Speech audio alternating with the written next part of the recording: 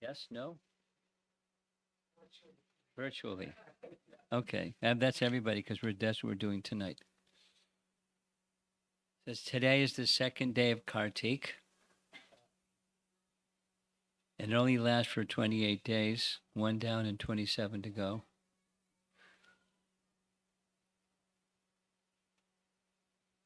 Your children are having a good time? Okay. So I'll spend a little bit of time introducing, uh, visiting Vrindavan at Kartik, and then the first place we're going to visit is Yavat. Yavat.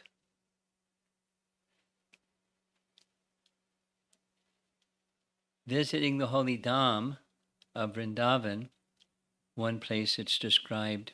Oops. This is that slide that just has a mind of its own. I'm not moving anything, it's just moving itself.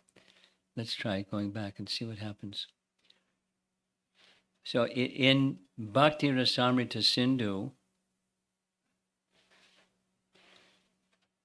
Rupa Goswami's Nectar of Devotion, or Bhakti Rasamrita Sindhu, it describes the bhakti process. This slide's going to keep changing with got a mind of its own. The bhakti, sadhana bhakti is then followed by Raganuga sadhana bhakti. Raganuga sadhana bhakti has the introductory verse by Rupa Goswami, has a commentary by Jiva Goswami. The verse says, if possible, one should, gosh, very frustrating, one should reside in Vrindavan. And Jiva Goswami says, if possible, reside in the places where Krishna lived for the practice of Raganuga Bhakti. And if you can't reside, if you live in Arizona, then you should live there mentally. This is a practice that's connected with Raganuga Sadhana Bhakti. Its significance is it stimulates spontaneous love. And specifically, the month of Kartik has elaborate description. I have to fix this. Elaborate description of the Kartik month. Many references. One of the consistent references is offering a lamp. And offering the lamp is commonly connected with the Durastica prayers that began last evening at the temple. And it's a very nice practice for the month of Kartik to offer the lamp and sing or recite the Dhammadarastika prayers. A little history of where these Dhammadarastika prayers originate from. They're found in Padma Purana. They're spoken by Satyavrata Muni. Often he's said he's the author. And he's spoken to Narada Muni and Shonaka Rishi. So we know the chronology of Shonaka Rishi. He was a contemporary just after Krishna's appearance. Shonaka was involved in hearing and the narrating of Krishna's pastimes. Sanatana Goswami makes a commentary on Dhammadarastika, and he comments that this is an eternally perfect prayer, a Nitya Siddha stotra that manifested through Satyavrata Muni. And its recitation has potency. It attracts Damodar. Naturally, we're singing the whole song about Damodar, so it attracts his attention. In Hari Bhakti Vilas, the recitation of this Dhammadarastika is mentioned. Anyone who recites or even hears this prayer, especially in the month of Kartik, will attract the eternal shelter of devotional service at the lotus feet of Sri Damodar. Very nice. So it's very valuable prayer. One time visiting in Hong Kong, they have now it's a practice. For every day during the Kartik month, they go to 6, 7, 8 homes throughout the whole of Hong Kong and engage people in learning how to offer a lamp and to sing the Durastica song. So they have a lot of people in Hong Kong singing and observing what is being described here, and it's popular because it's very nice. The meaning is very nice, especially if you have the right translation. It's very sweet. There's another translation that it's accurate, but it doesn't flow as sweetly. In Skanda Purana, just as there is no yuga equal to Satya Yuga, no scripture equal to the Vedas, no place of pilgrimage equal to the Ganges, so there's no month equal to Kartik, the most dear to Lord Krishna. So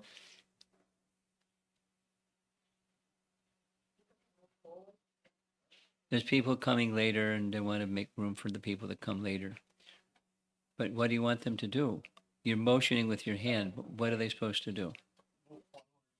Move forward towards the screen.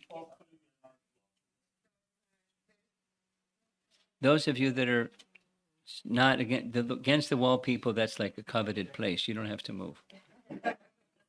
But if you're not against the wall, move so that people that come in a little bit later, they don't have to sit on the ceiling. Okay, thanks. Well done. Okay. There's many references to the Kartik month. There's, in Padma Purana, there's a whole Kartik Mahatmya in the Mathura Mahatmya section. And it's especially glorifying the Kartik month. Rupa Goswami has gathered, Sanatan Goswami has gathered many references. Slide around because people will come in late and you have people sitting on your lap if you don't. Slide around. Thank you very much. The point is, many references on the glories of Kartik month and the glories of Mathura, observing Kartik, especially in Mathura. Here's a very interesting detail. Radharani's mother was Kritika. Commonly we know her as Kirtida, but Kritika is another of her names.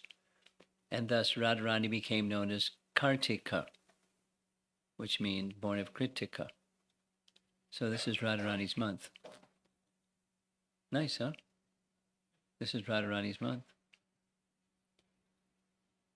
And Rupa Goswami sometimes addresses Radharani as Kartika Devi. This is Radharani's month, second day. In Rupa Goswami's Nectar of Devotion, or Bhakti Rasamrita Sindhu, as you know, there's 64 items that are recommended. They enhance bhakti, and one of them is observing Kartik. So we're following Rupa Goswami's instructions from Nectar of Devotion. Here's one sample from many, from Adi Varaha Purana. O Earth Goddess, 60 billion sacred places reside in my Mathura.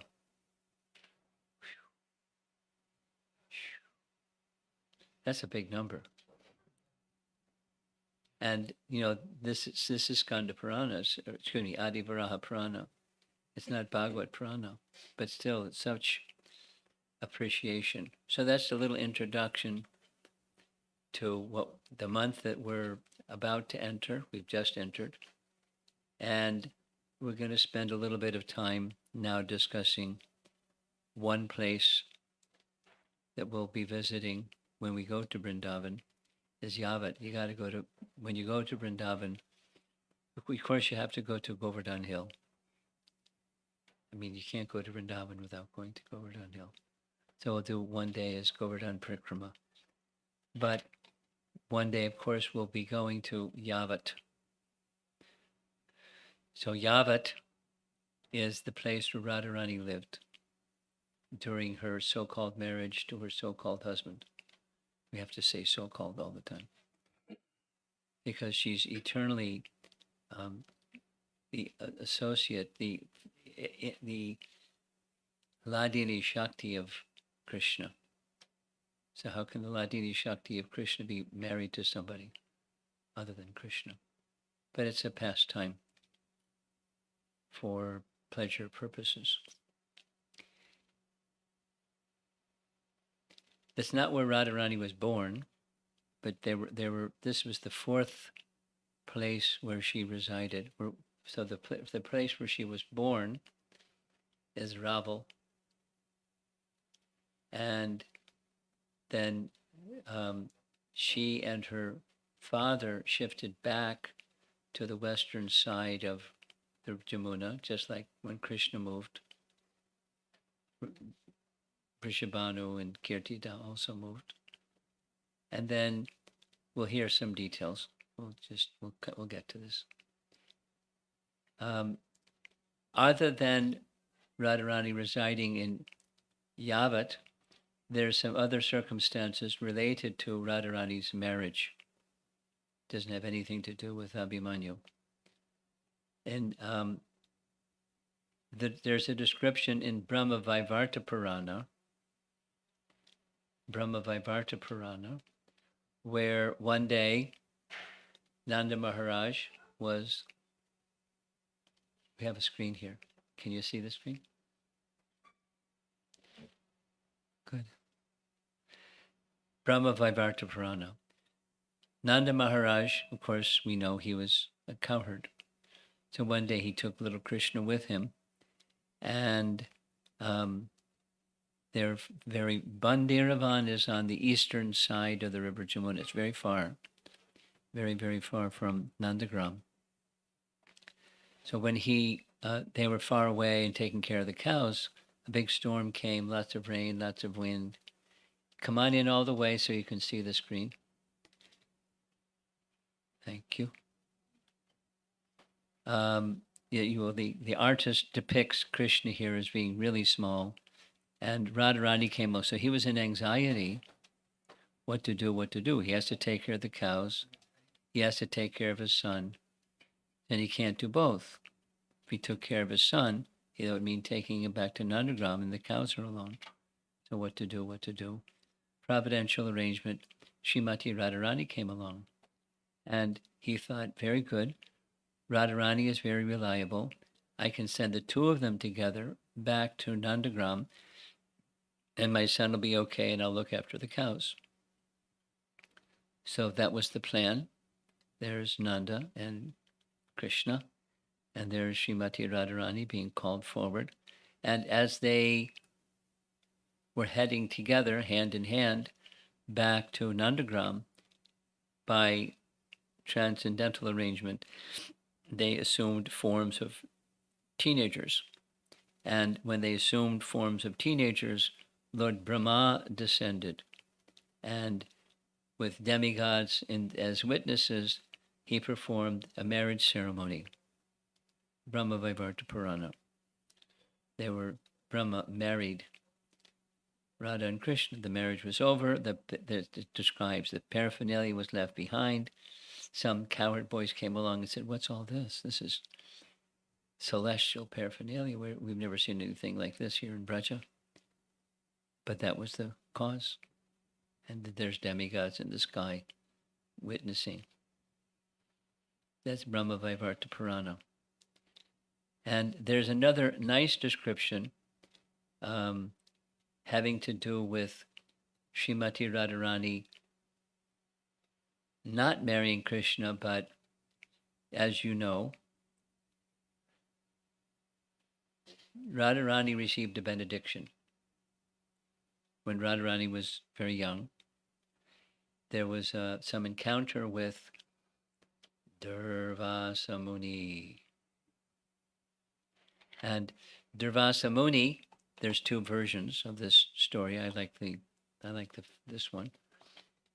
Durvasa Muni was passing through Braja one day, and as he was passing through an agricultural field, in a distance, the young gopi girls, they were laughing and playing and doing what young girls do sometimes. They saw Durvasa Muni, and they were very enthusiastic. They went running and offered their obeisances. He was very pleased with their conduct, and he said, I'd like to make a request. I've been fasting for a very long time, and I'd like something to eat. So they looked at each other and said, well, we're off in a field, but we'll go quickly back to our homes, prepare something, and we'll be right back as quick as we can. And Durvasa Muni said, you don't understand. I'm hungry, and I want something right now. And they knew Durvasa Muni's reputation. You don't disappoint Durvasa Muni.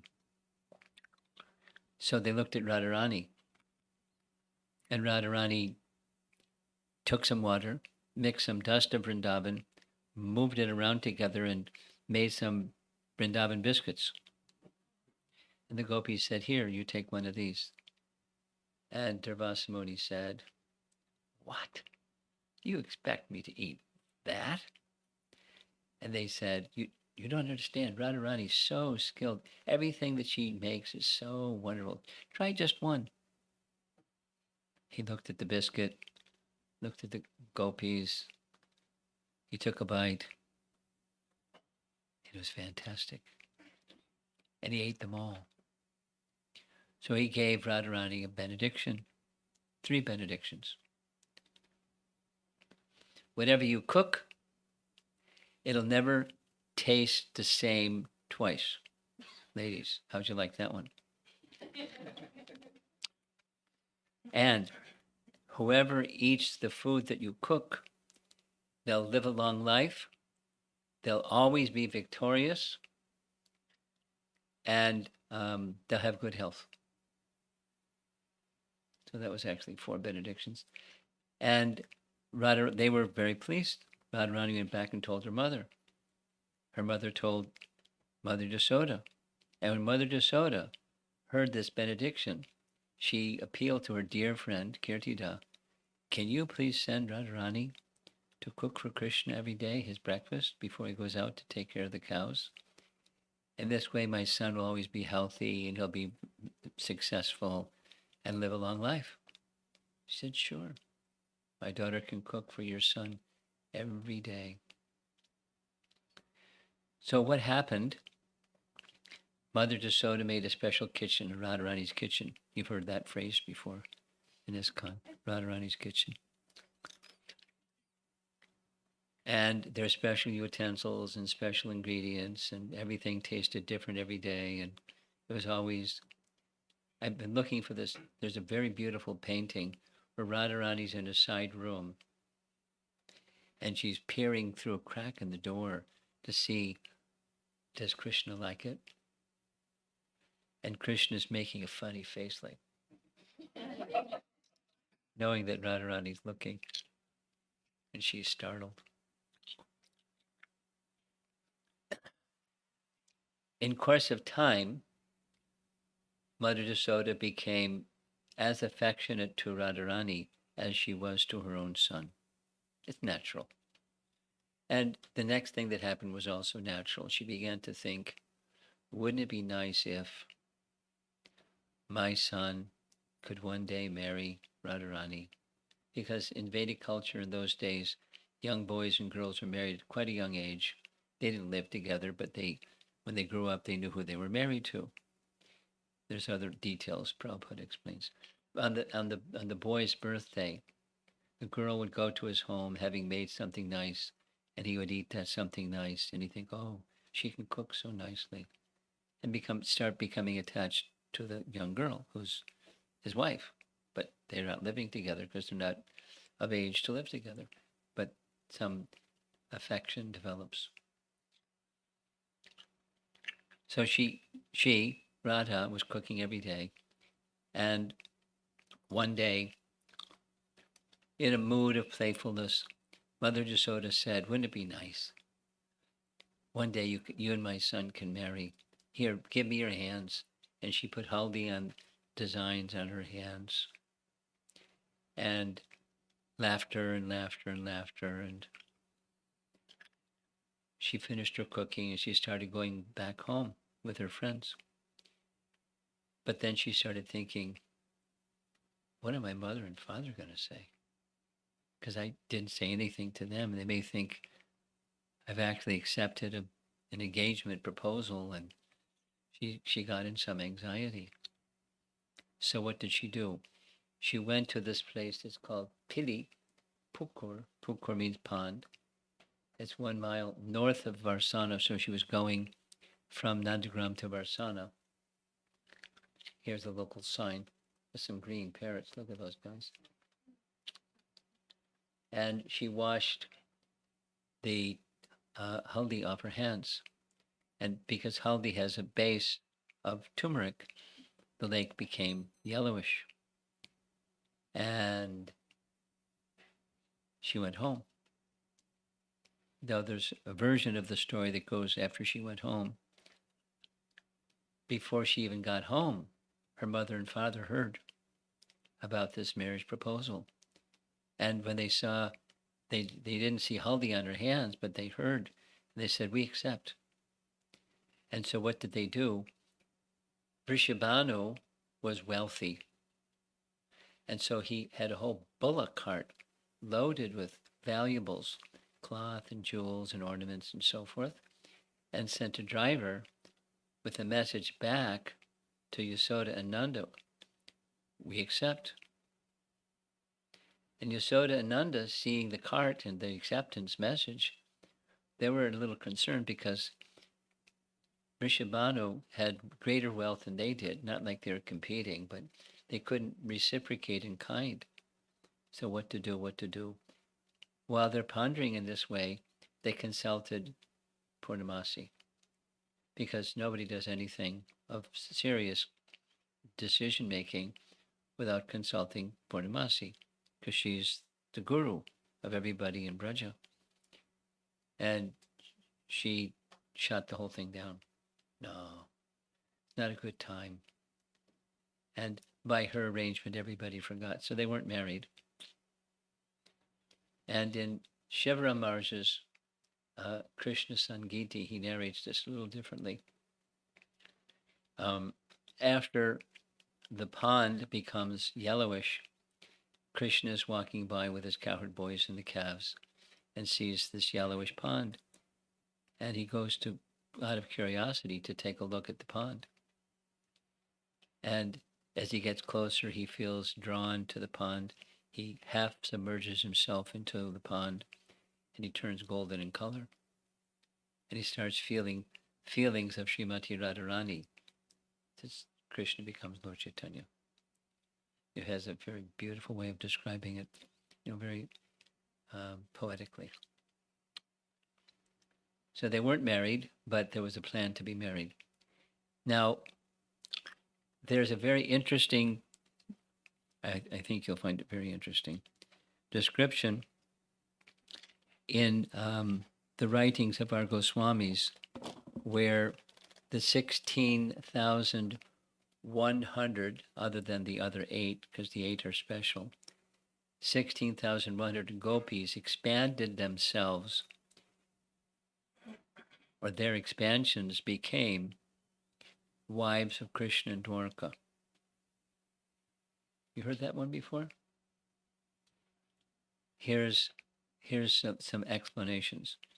I'm going to read it because the details are important. One place is found in Adi-lila Chapter 4, Adi-lila Chaitanya Charitamrita, which describes Radharani. And there's a verse where Krishna Das Kaviraj states that Radharani's expansions of her exist in three places. One, the goddesses of fortune in Vaikuntha. So how many Vaikuntha planets are there? Unlimited. The Lakshmi, the goddess of fortune, is the expansion of Radharani. Second is the Gopis in Braja. All the Gopis are expansions of Srimati Radharani. There's a detail. The detail is Radharani has all these certain characteristics. Each of the principal Gopis, they're carrying or they're manifesting some portion of her unlimited qualities. And others have these qualities and others have those qualities. So it's just manifestation. It's like a bouquet of flowers. They're manifesting different fragrances and different colors, but there's a source of all of them. And the source of all of them is Radharani. And the third is the queens. Stated right in Chaitanya Charitamrita, the queens in Dwarka are Radharani's expansions. So here's some detail.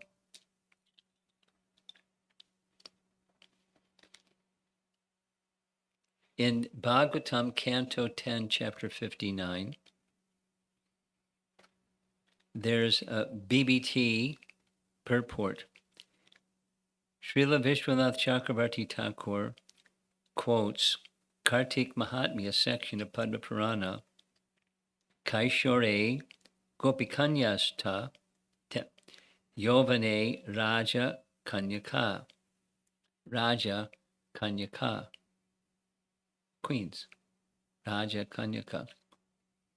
Those who were the daughters of the cowherds in their early youth became royal princesses in their maturity.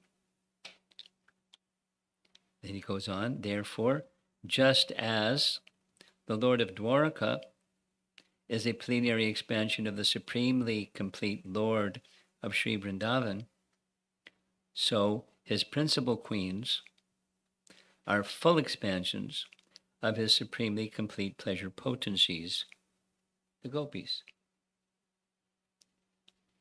Now this isn't just our Acharya's writings, it's our Acharya's quoting Padma Purana, making this statement.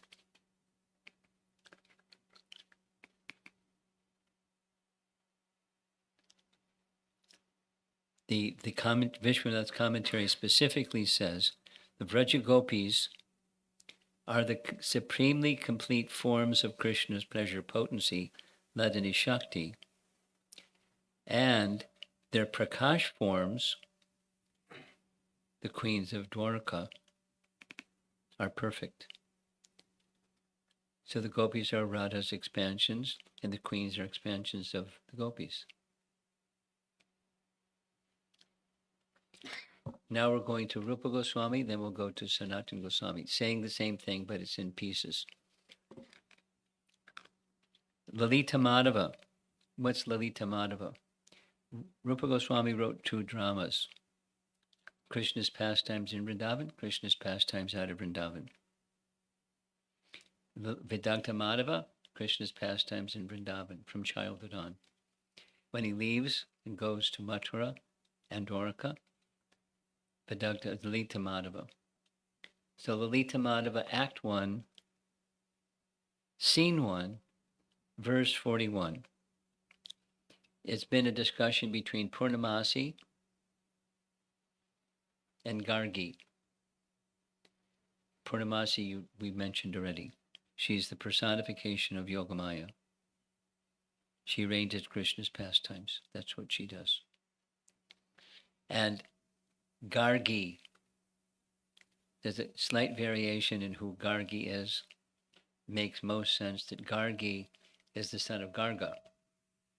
Gargi is the son of Garga Muni, who's the priest that did the name-giving ceremony of Krishna, Balaram, etc. He resides in Mathura. Garga Muni. So Gargi is his daughter, and so Gargi and Purnamasi are having a discussion about very interesting things. including the appearance of Srimati Radharani, and how Radharani became Satyabhama, and how Chandravali became Rukmini. It's like very interesting, very, very complicated, but when we visit Rabba, we'll discuss it. But this evening is Yavat. So Gargi, after hearing this discussion, she's thinking to herself, I have heard from my father's mouth that although the Gopis, headed by Chandrabanu's daughter Chandravali, and the Dwarka queens, headed by Bhishmaka's daughter Rukmini, are expansions of the same spiritual potency. Nevertheless, their forms are separate and distinct. Now it is said, as Purnamasi has said, that with the aid of Yogamaya potency, each gopi is identical with a specific queen, and each pair of gopi and queen is a single person in a single form. It must be so. Later I shall perhaps understand it. Maybe we will too someday. What can I understand now of these confidential matters? So that was Act 1, Scene 1. Here's Act 4, Scene 1. Uddhava speaking with tears. Listen. With their hearts burning with pain, 16,100 gopis offered prayers to the goddess Kama for Krishna's return. As they were praying on the Jamuna shore, a very ferocious demon violently kidnapped them all. So they're in Vraja, gopis praying to be Krishna's husband. Uddhava continues, of the 16,108 gopis, not a single one is still in Vraja. That was Act 4. Here's Act 5. It unfolds very gently.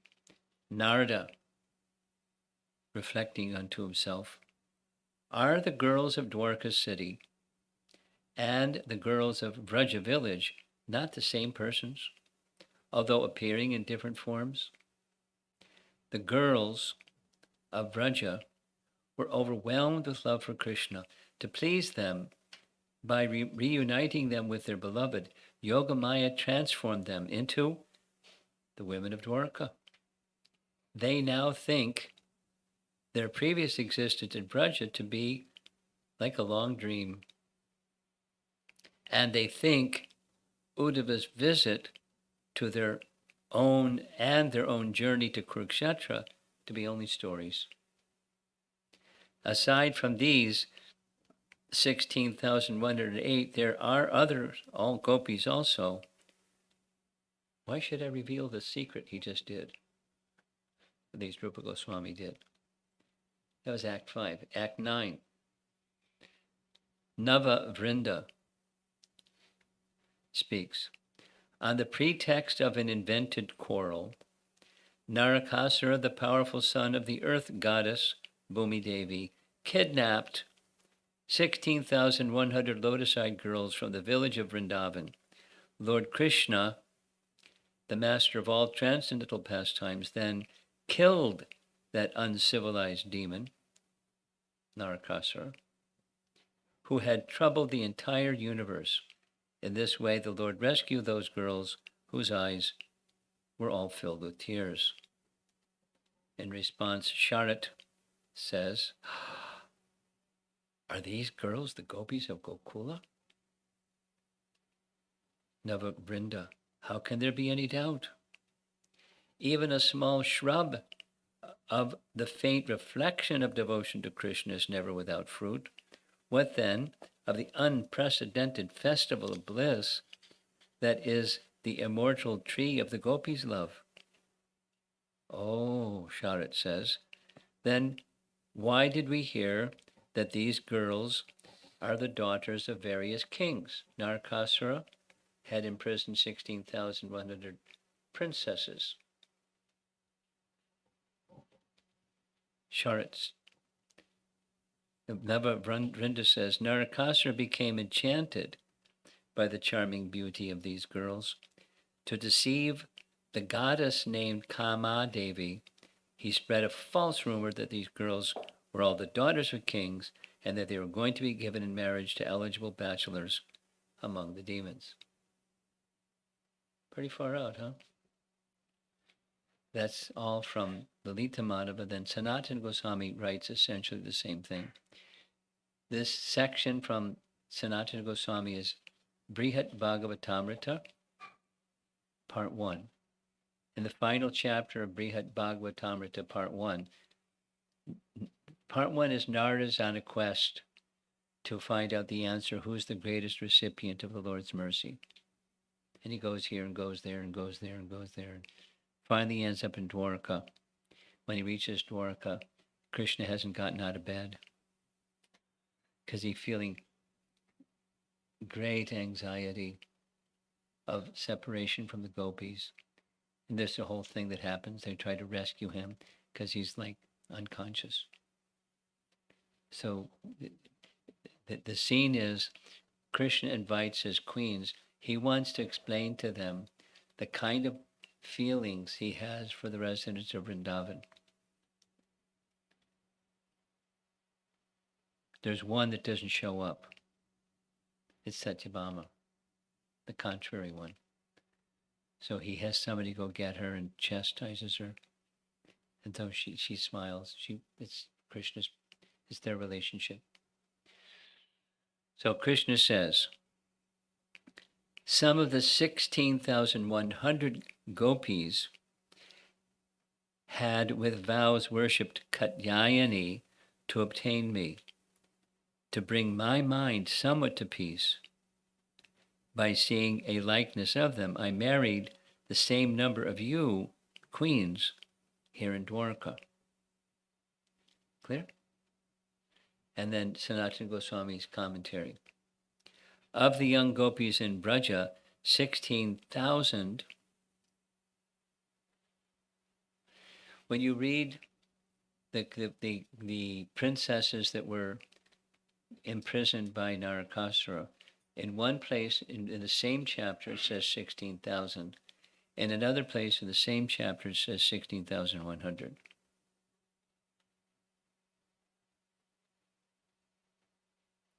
He mentions it here. Of the young gopis of Braja, 16,000 attained Krishna's intimate association. The Mathura Mahatmya states, Gyopyo, Gayati, Nrityanti, Sahasrani cha, Sodashaha. 16,000 gopis were singing and dancing. The present verse specifies the number of those most fortunate gopis as 16,100. Although the word cha implies that there were actually more.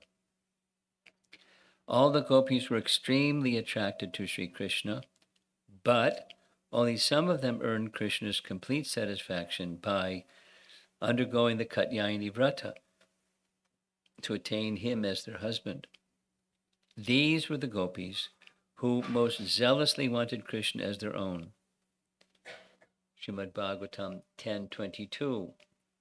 4 records their prayer. This is the Katyayani Vrata prayer of the gopis when worshipping in the early morning hours with water up to their necks in freezing cold river Jamuna, offering this prayer to Katyayani to have Krishna as their husband.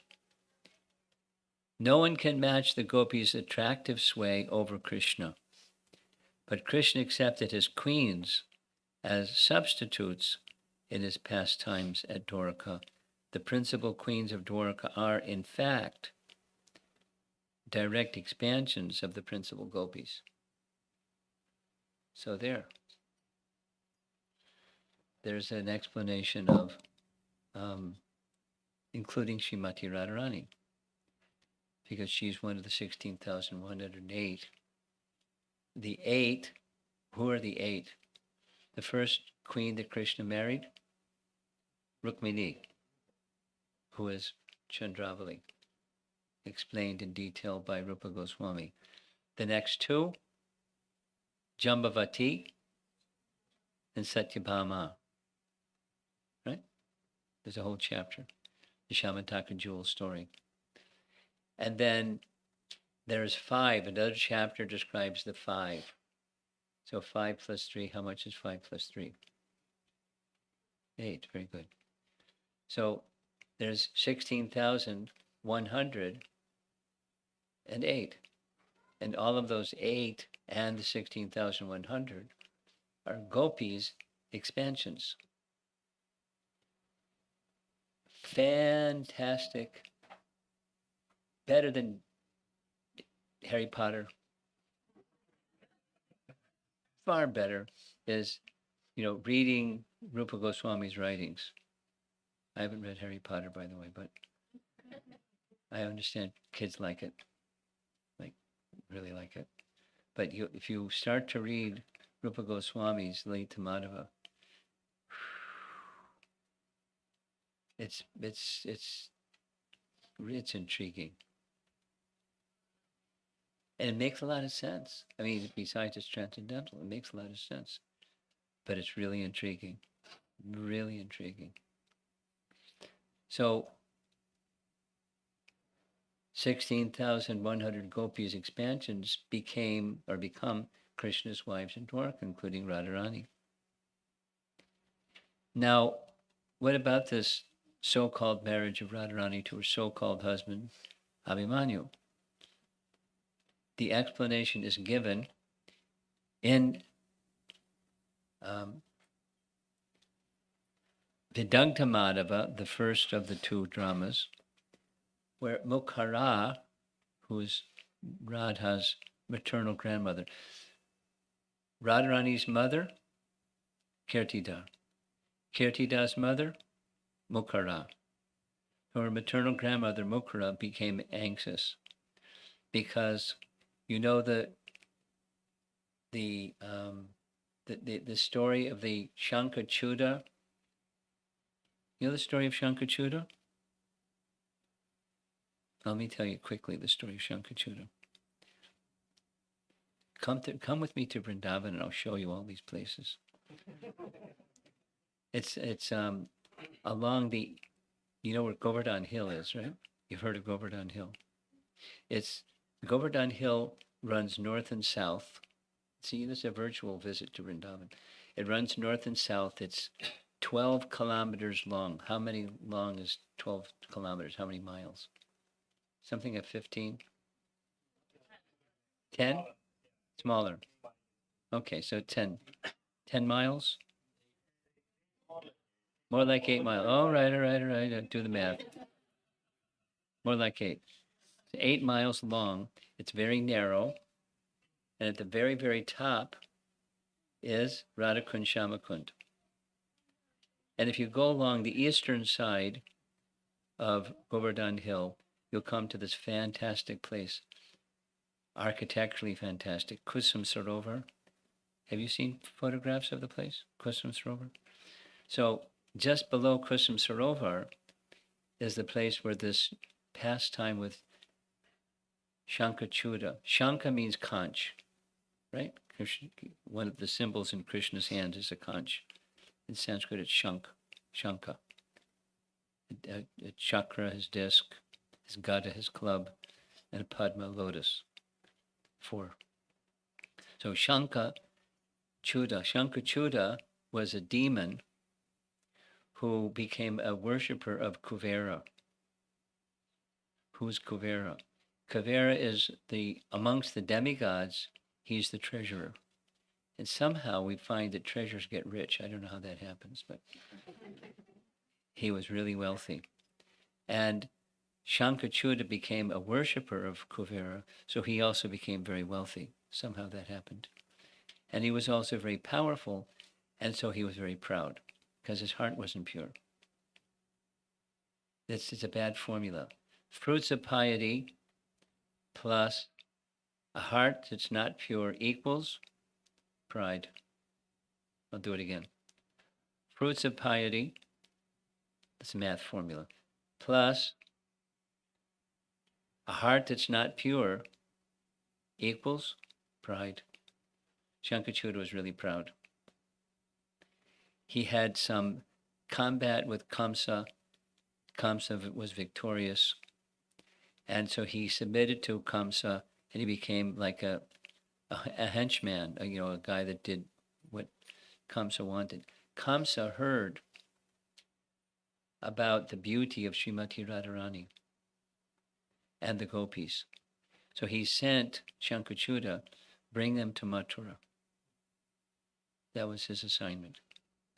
I want to, it's like Ravana. I want to enjoy young, beautiful ladies. So Shankachuta came. And he came on a particular day. This is a whole chapter of 10th canto. He came on a day when it was Horika, which is another name for holy, where there was singing and dancing and performing activities in this forest area that's just south of south of Kusum Sarovar. And there they were. Balaram was there. He had his set of gopis. Krishna was there. He had his set of gopis. And Krishna and Balaram were singing and dancing. And the gopis were clapping and playing musical instruments. And they were having a nice time. Shankachuta came along, just completely ignored Krishna and Balaram. And started to usher, like cows, the gopis to follow him. And he was very powerful. So they called out to Krishna, help. And Krishna picked up, he took a sal tree. Sal tree is like hard wood. And stripped the leaves. And he and Balaram, each with a sal tree, started chasing after Shankachuta. Shankachuta knew he was in trouble. He left the gopis and ran for his life. It didn't last long. Krishna caught up to him, smashed him in the head, and took this jewel that was on his turban, the jewel that was in the shape of a conch. And he gave the jewel, listen carefully, he gave the jewel to Balaram. Privately, he instructed Balaram, give the jewel to Radharani. So Radharani kept the jewel, which later became the Shamataka jewel. Because after Krishna's departure, Radharani was beside herself with separation.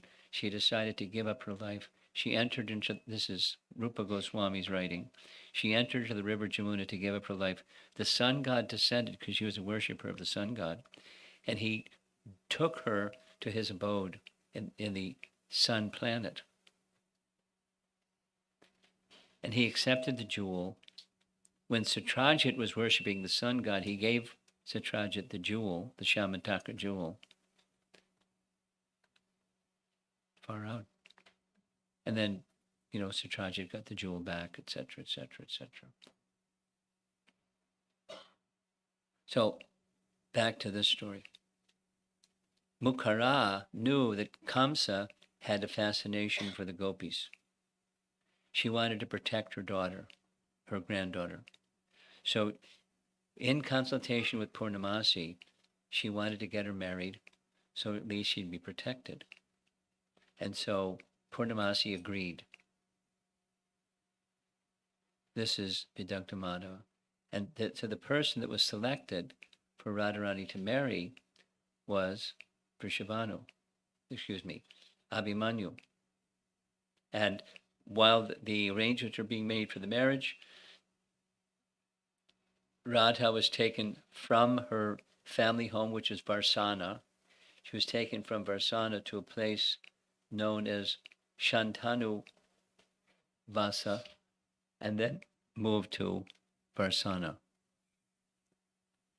There's Mukhara with a nice smile. So, no worries, the commentary says. By the influence of Yogamaya, what to speak of Radharani herself, Abhimanyu is not even able to touch the shadow of Radharani. Now, we haven't gotten to Yavat yet, but we're just about to go to Yavat. there's a map of Vrajamandala, and the arrow on the far left shows that's Radhakund. The arrow at the top shows Nandagaon, or where Krishna resided. And now take a look and you can see where Yavat is. Yavat is east of Nandagaon. And we're also, tomorrow evening, we're going to visit Ter Kadamba, which is in between those two.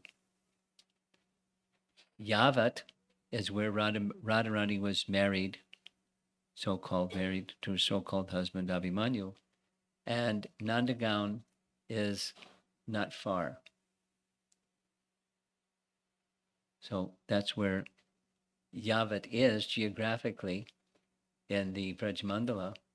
And the meaning of Yavat, Yava indicates the red coloring that ladies would sometimes put on the soles of their feet and hands, Yava. And Vata means a tree. Especially commonly it indicates a banyan tree. So that you put the two together and you get Yavat. There's a train station from Mathura to Yavat on the way. There's a Yavat stop. And celebrated in this whole situation of Yavat is Radharani's mother-in-law, or the mother of Abhimanyu. And there she is making obstacles for the meeting of Radha and Krishna. And it's nice. I mean, it looks not nice, but from Krishna's perspective, obstacles in loving exchange are nice because it's his arrangement. It gives him opportunity to make a clever solution to the obstacles, and he enjoys it. He really enjoys it. And it happens again and again, and we're going to narrate some of those pastimes, time permitting. Vrishabhanu, as I mentioned, he was very wealthy. So when Radharani was married to Abhimanyu, she went to live at his mother's ancestral home. His mother's ancestral home was in Yavat, and so Vrishabhanu built her a palace. And a very nice palace. You're going to see this image again a couple more times because it's a nice image. And at the bottom right, that's Purnamasi. Purnamasi's in this painting, is having a conversation with Vrinda Devi, and there's Radharani upstairs. And the palace had a dome for gazing at the moonlight. So I'm going to describe some pastimes, several, some of them are very short, that take place at Yavat. One of them is found in Bhakti Ratnakar. What's Bhakti Ratnakar? Bhakti Ratnakar is a book that was written by an associate of Chaitanya Mahaprabhu named Narahari Chakravarti, and he wrote the primary subject of Bhakti Ratnakar is associates of Krishna after Krishna's departure. Associates of Lord Chaitanya after Lord Chaitanya's departure. That's the primary subject. Different associates. So one section, a very major section, is one devotee named Raghava Goswami, who's taking two of the next in line of disciplic succession, or students of Jiva Goswami, namely Srinivasacharya and Narottam Das Thakur, on a parikrama all around Vrindavan. Details and details and details. So when he brings them to Yavat, this is what he writes about a pastime at Yavat. On the backside of the Yavat palace of Radharani or Vrishabhanu is a forest of cuckoo birds called Kokilavan. Kokila is the local name for cuckoo bird. So in that forest, there's lots and lots of cuckoos. And anybody knows when one bird sings, all the others respond. It's kind of like, some of you may have been to Gitanagari. When you go to Gitanagari, there's lots of peacocks. Have you been there? Yes. And do you know how it started? Here's how it started. Before there were laws against bringing birds and animals from foreign countries, somebody got the bright idea of bringing a male and a female peacock. And that's all it took. And they reproduce abundantly. The whole of Juniata County is now filled with peacocks. And when you go to Gitanagri, especially in the morning hours, you hear one peacock making their sound. Anybody know how to make a peacock sound? Do it. So one makes a sound, and then there's a whole chorus, right? And then it gets quiet. It's kind of like one dog barks, and then you get the whole chorus of dogs barking, and then it's quiet. So the kokila birds are like that. So what did Krishna do? He went to the kokila forest and made the sound of a kokila bird. And all the kokila birds started singing and singing and singing and singing. And it was very pleasant. The gopis knew. Jatila didn't know what was going on. So Lalita said, "Oh, Jatila, do you hear that sound? Can we go and see the kokila birds as they're having their kokila music? We'll come back very quickly." "Oh, yes, that must be very nice. Please go." And sure enough, when they got there was Krishna and so many kokila birds. And the gopis knew this was the opportunity to meet with Krishna, with Jatila's blessings.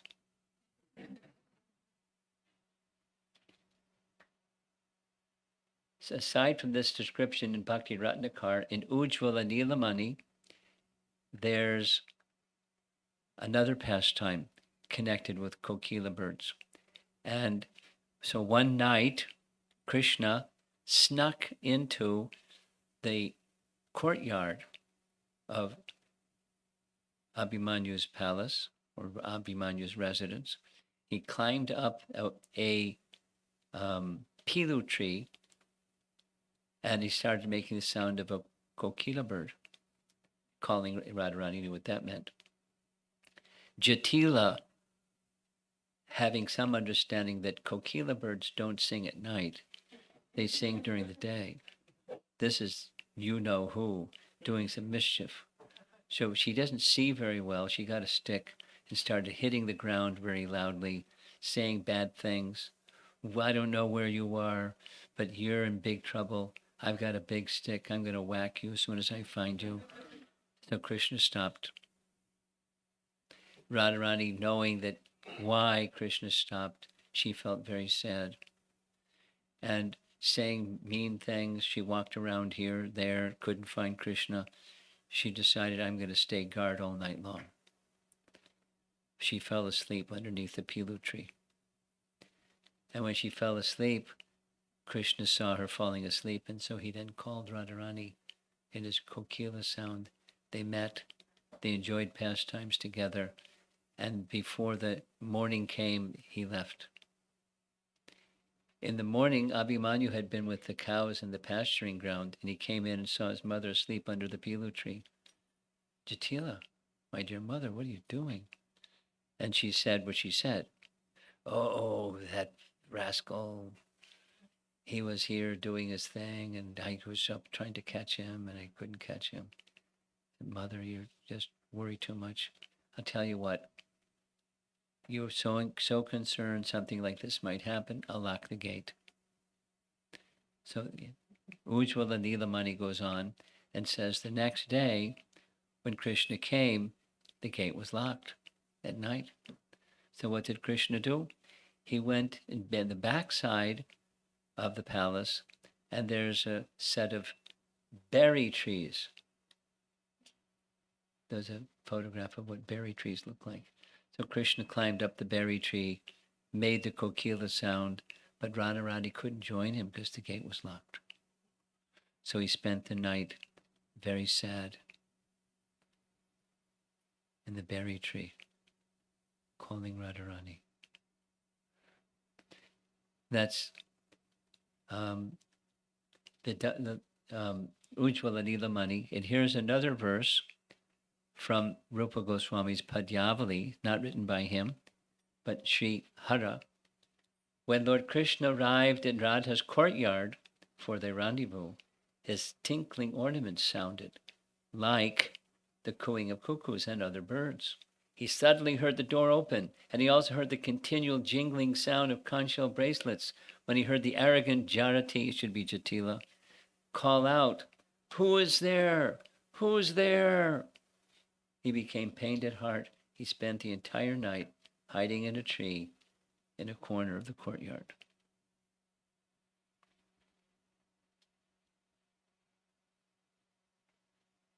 There's the berry tree, no, the pilu tree, in the courtyard of Varsana. And you recognize who's in the middle there. That's Dinabandhu, our dear beloved Dinabandhu. We're going to see his picture again shortly. And, a yatra. And here's another photograph from up above. They're taking prasadam. There's not enough room for everybody, so they take prasadam even up on the rooftop. And you see in the center, there's a dome, and the dome is over a temple. We're going to go inside the temple and see the deity inside the temple. The deity is Radhakanta, very beautiful deity, and some Utsav Murtis similarly, and of course a Govardhan Shila. And notice there's a Gornatai photo above Radharani's head. It's got the ISKCON insignia. Here's a close-up of the deities. Radharani is very charming and very merciful. And on the side, going back in time, they had the local pujaris had some forms of Jatila. Kutila is on our left or her right, and Abhimanyu is the darkish form. ISKCON devotees wanted to help them, make them look nicer, so they did this. And then the latest, this is like 3 years ago when we visited, then pandemic happened, but this is the latest. And just 4 or 5 days ago, this is a photograph taken by someone. So this is Jatila in the middle, Kutila in green, and Abhimanyu by her side. And within an area inside the temple, there's a deity of Kali. Now, what's the deity of Kali doing inside? What happened was Radha and Krishna were enjoying pastimes, and Jatila got suspicious. So she went looking for them. She was calling their name, calling Radharani's name. And Radharani said, "Oh, what are we going to do? What are we going to do?" And Krishna said, "Don't worry, just worship me." And when she opened the door, this is what she saw. She saw the deity of Kali, a 6-armed form of Kali, and Radharani worshipping Kali deity. And here it is some years ago. And notice they don't keep things very tidy, but that's what it looked like a few years ago. And here's a painting of the pastime. When Abhimanyu came with Jatila, they're pictured on the left, they saw Radharani worshipping Kali, and he was very happy because he thinks he'll get auspiciousness. He has a certain nature. He likes wealth. The cowherd that likes wealth. There's Durvasa Muni. The other version that is also narrated about Durvasa Muni's benediction is he visited King Vrishabhanu's palace. This version says when he visited, the gopis ran out of fear. Uh-oh, here comes Durvasa Muni.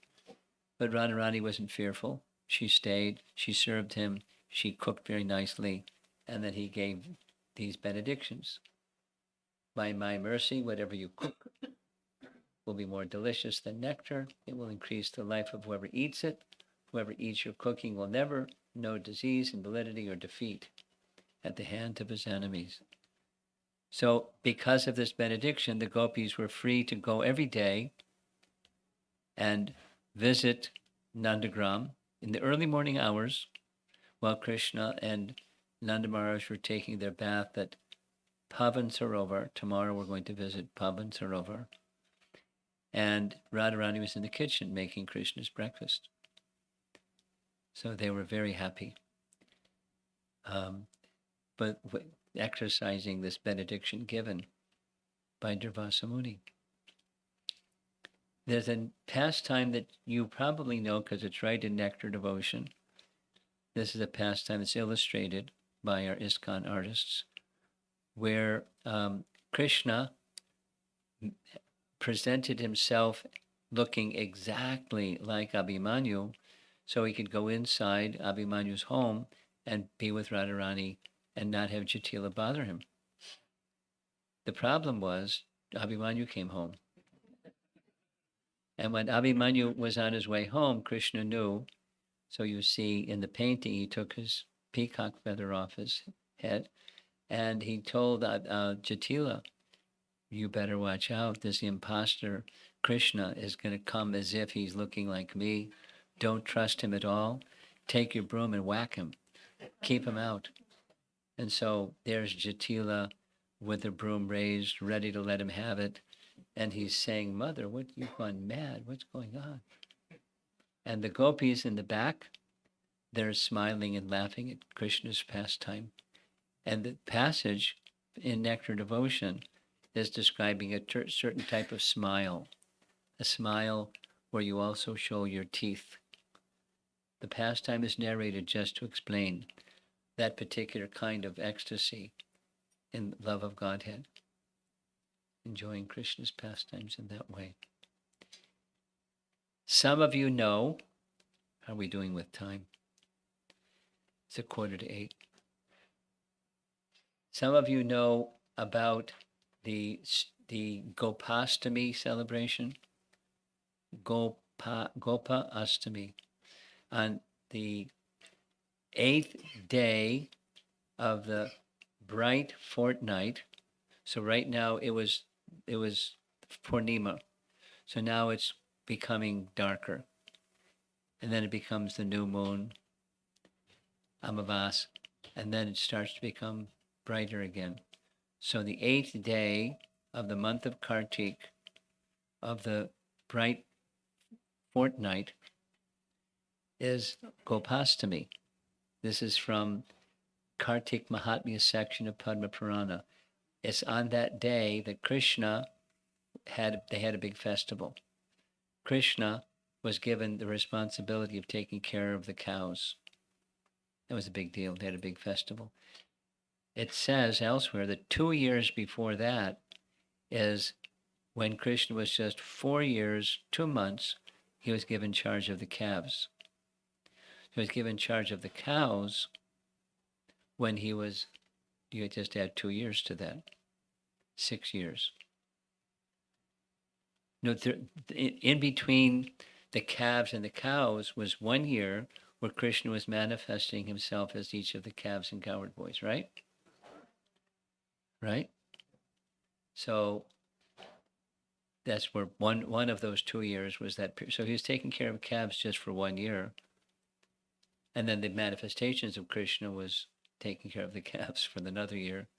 And then next Gopastami, he took care of the cows.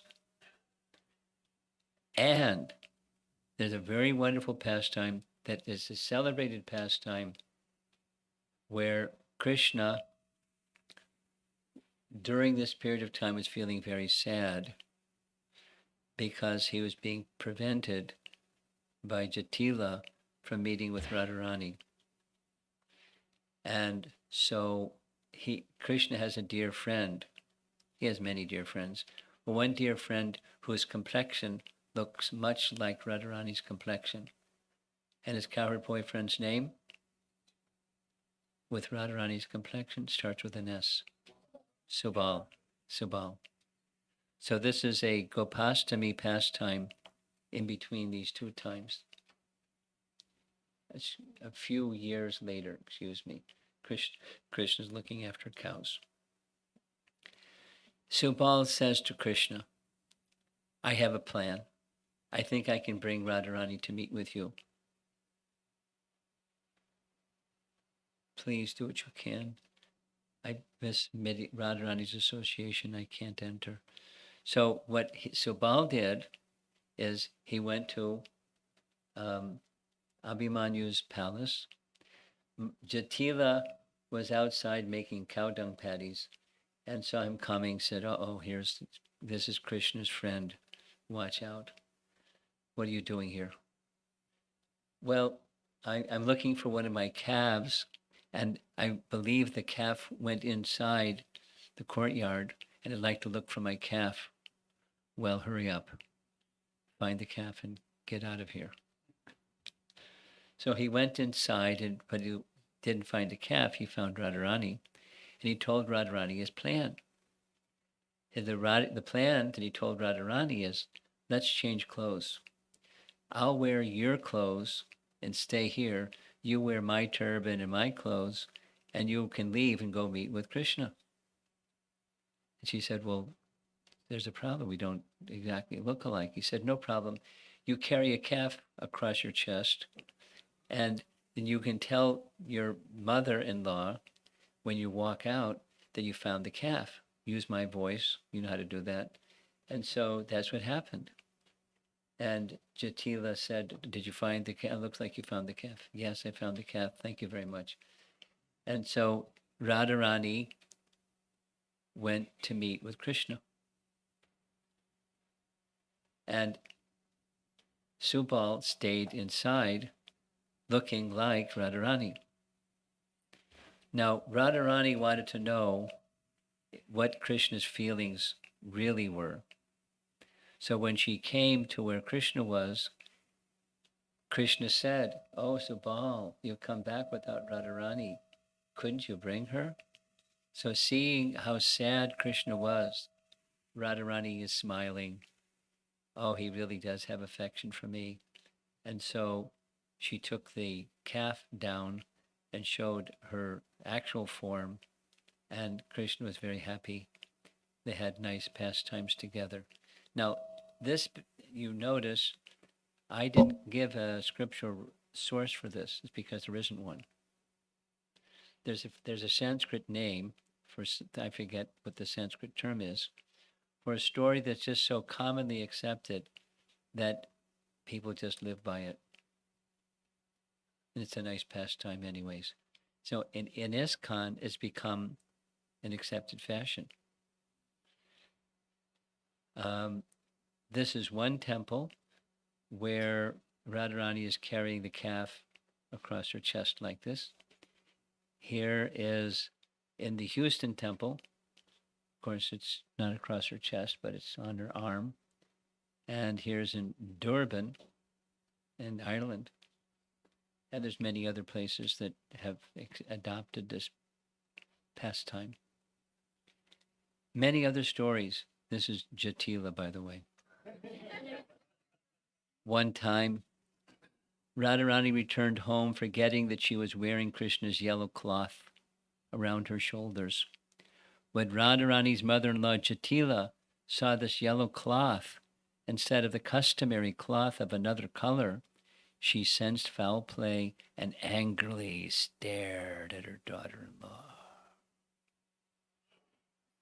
At that time, Vishaka tried to protect her friend, Radharani, by speaking the following words to Jatila.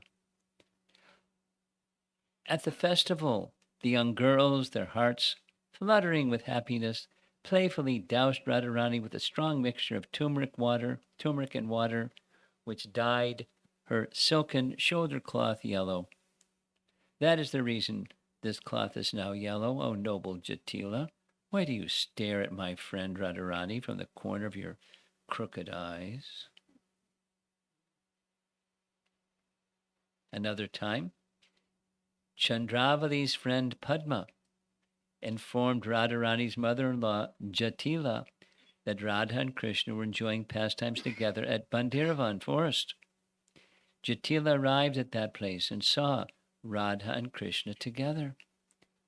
At that time, the following conversation occurred between her and Radharani's friend Shama. Jatila, agitated by a foolish girl. I have come here. That's Padma, is the foolish girl. What am I to believe? Shama, I have firm faith in you. Tell me, what is happening here? Shama, what I tell you is the truth. I am not deceiving you. What you see is Subal, dressed up like a girl, clowning with Krishna, the funny comedian of Vraja village. And this is Bandiravan. It's the same place where the wedding took place, or near where the wedding took place. Now, it's 7 minutes to 8. We started at 6:30. And I've got about 4 more stories to tell. And I can't tell them all. So I think what I'll do is I'll narrate one, and then we'll continue tomorrow. And then we'll go to Tir Kadamba, etc. It's very easy to sit and listen to Radha and Krishna's pastimes like this. Very sweet. Very sweet. Vishwanath Chakravarti Thakur wrote a series of 5 dramas. They're just little stories. And there's the Chamatkar Chandrika, a moonbeam of sheer astonishment, and he calls it pranks. Krishna performed pranks. So one of those pranks is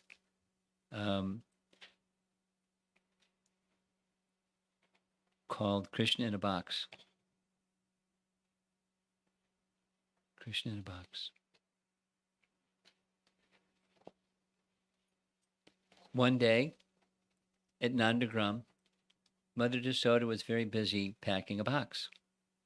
And little Gopal came along and asked, "What are you doing?" "I'm putting valuable items in a box." What are the valuable items you're putting in the box? She said, I'm busy. You go play with your friends. He said, I want to know, and if you don't tell me, I'll just stay in this room until you tell me. So Yasoda says, within this box, I'm putting sandalwood sticks, jeweled pollen of the camphor lotus, musk, and red kumkum powder for making nice scented body ointments. For making different kinds of dresses, I'm packing extremely valuable cloth, waist ornaments made of tiny tinkling bells, earrings, bangles, uncommonly rare lapis lazuli gems, emeralds, and pearls. So Krishna wants to know, is this for me? Or is it for Balaram? And Yasoda said, I made already a separate box for you and for Balaram. It's much bigger and much nicer. So Krishna wants to know, if it's not for Krishna and Balaram, not for Balaram and for me, then who is such a dear object of your affection? So I want to read. Yashoda says, the poetry is beautiful.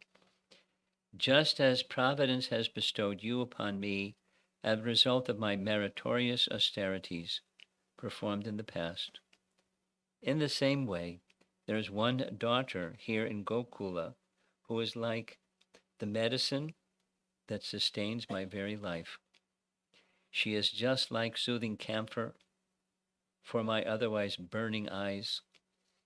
In her clothing and ornaments that I am keeping in this box, it is for her. Lord Brahma has created many different feminine qualities, such as beauty, good behavior, devotion to superiors, shyness, simplicity, humility, and so on. But there is no one, girl, who is such that when all these good qualities take shelter of her, then only they can become great. Usually, if ordinary girls take shelter of such feminine qualities, that girl becomes great. But there is one girl who is so wonderful that when all these good womanly qualities take shelter of her, then the qualities themselves become truly glorious. This is most amazing. This girl's name is Sri Radha, and it is for her that I have natural love and affection. So Krishna hears Radha's name, he gets goosebumps, he tries to hide it with his cloth, and said, "Who is this girl? Whose daughter is she? And where does she live? How is it that you have such intense love and affection for her? Kindly explain." My dear son, listen. Again, poetry. From the jewel mine of my girlfriend Kirtida's womb has arisen a sinless, matchless jewel of a daughter. By the shimmering waves of this jewel's aura, she is illuminating the sun itself. Usually the sun makes ordinary jewels shine brightly, but this daughter jewel, born of Kirtida and Maharaj Rishabhanu, is so effulgent that her aura makes the brightest summer sun perk up and shine even more brightly. This girl is the personified austerities of King Vrishabhanu, and she lives at the palace that he made for her at Yavat, along with her husband Abhimanyu. Just now, her husband is here speaking with Nanda Maharaj over some cowherd business, and soon he's going to come inside and take this box and take it back to his home. So just at that moment, scene changes. A maidservant named Labangalatika comes in and says, there are two goldsmiths that have come for an appointment with you to make some ornaments for Krishna and Balaram. They're waiting for you outside. Change of scene. So Yashoda says, Dineshta, keep your eye on the box. I'll be back shortly. And soon as Mother Yashoda leaves, Krishna and the cowherd boys want to see what's inside the box. And Krishna suggests, so they take all the ingredients out of the box, give the ingredients in the box to Dineshta, ask Dineshta to see that the ingredients of the box get delivered to Radharani, and Krishna climbs in the box. The cowherd boys cover the box, and Krishna's inside the box. So Mother Yashoda comes back after dealing with the goldsmiths, and shortly thereafter, in comes Abhimanyu, and she says to Abhimanyu, I've prepared this box for your dear, beloved wife. And when you give it, I'd like you to personally deliver it to her. And there's like this, stanza comes 4 times. It's a prayer to Yashoda, from Yashoda to Radharani. But now remember, Krishna's in the box. And he carries the box to his home and gives the box to Radharani with the expression of what's inside the box. Here's the expression. Oh, you have given pleasure to my eyes. Oh, you who bestow fame and glory upon Kirtida. Oh, Radhe, within this box I have sent you an extremely brilliant aura.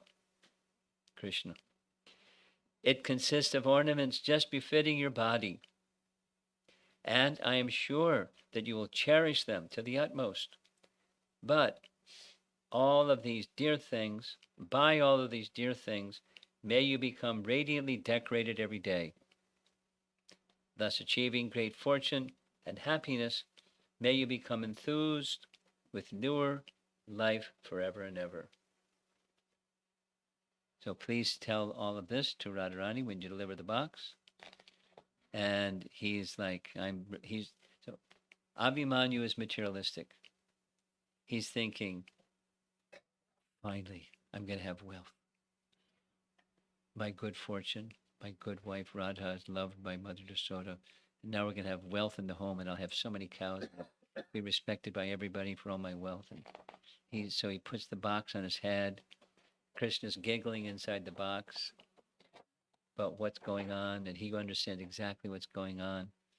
Abhimanyu doesn't know at all what's going on, and he brings the box to his home, and he presents the box to Jatila, tells Jatila what Jasoda said, the particular message, again, the refrain, this nice message to say to Radharani. And Jatila has another mindset. Jatila's mindset is she wants that her daughter-in-law have nice regard for her husband, for her son. So this gift box means Radharani is going to feel some indebtedness and some affection for Abhimanyu. That's good. So she says, Jatila says, this box is so heavy. I and Radharani and your sister, Kutila, together, the three of us could lift this box. Can you take it into Radharani and deliver it to Radharani? So he agrees. And as the box hasn't reached her room yet, but the gopis now know about the box. It's Radha and her friends, because wherever Radha is, their friends are there. So they're talking about the ingredients of the box. And Radharani, they're saying, Radharani, your body is being transformed. You're feeling ecstasy. What's going on? What's inside the box? Oh, Lalita, just by seeing this box, my mind has become surcharged with an indescribably ecstatic mood. I can't even begin to try to put it in words. Opening up the box that has just come into my own home, I will see what jeweled ornament is inside that will bestow such great fortune upon me. So while they're conversing, Abhimanyu brings the box in. The girls are saying, what's in the box? What's in the box? And that very second, the box lid opens and Krishna jumps out of the box. Seeing him there instead of valuable clothing, ornaments, and cosmetics, all the girls who are surrounding the box exclaim, aha! Oh my goodness! What's this? Oh! As they clap their hands, joyfully laughing and giggling. Sri Krishna, the abode of all artistries, feels fully satisfied in his own prestige, exhibiting majestic motions of such a mild and soft, gentle manner. So then Lalita speaks some words of appreciation. Oh, this is most amazing. All these things that were in this message from Yasoda, you should follow. Wear these ornaments and so forth and so on. Radharani gets embarrassed. She's silent for a moment and then says to Lalita, a rascal thief has stolen all the clothes and ornaments that were given to me by Mother Jasoda. Taking them out of the box, he has kept them in some other place while keeping himself hidden within. Go right now and explain all this to my mother-in-law Jatila and quickly bring her here. Mood change. Lalita scolds Krishna, saying, oh, clandestine rendezvous lover of Radha, rascal carried by Abhimanyu. You rode on Abhimanyu's head in order to rendezvous with his own wife, Sri Radhika. By doing this, are you desirous of seeing the earth become completely bereft of chaste women? Well, all right. What's done is done. But now you should immediately return all the cloth and jewels that you stole from inside the box. If not, then by bringing Jatila here, I will expose the real truth of your fame and glory. It's almost done. Krishna then says, oh, my dear Lalita, your girlfriend, Radharani, is very crooked. And she is extremely skilled in serving her own selfish purposes. I entered the box while playing at home, and your girlfriend sends her husband to forcibly carry me and the box, bringing me here just to be framed with this bogus accusation. And then Krishna laughs and says to Radharani, my dear Radha, I became fascinated by smelling the natural wooden fragrance of this box. Sending all the items it contained to you via Dhanishta, I then climbed into the box, just to make myself nicely scented. Right at that moment, your husband happened to come along by chance and brought me here. And that's one of 5. And tomorrow we'll cover a couple more.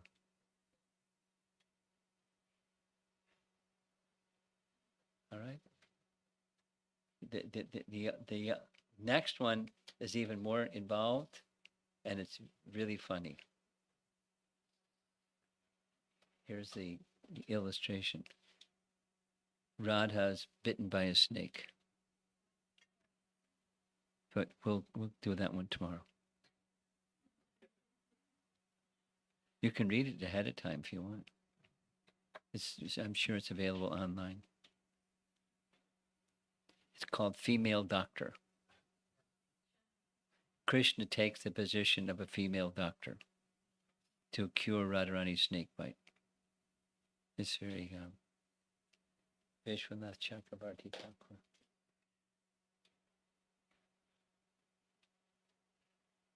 It's 8 minutes after 8. Time to end. So we'll see you again tomorrow. I don't know if we need to have some discussion on Radha and Krishna's pastimes at Yavat. I brought with me some Mahaprasadam, and I'd like to distribute it.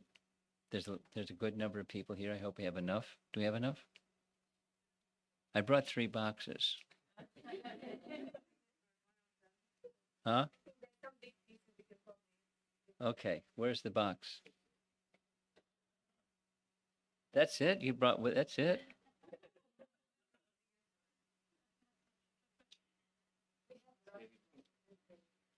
Tomorrow you better bring a wheelbarrow. Look at this.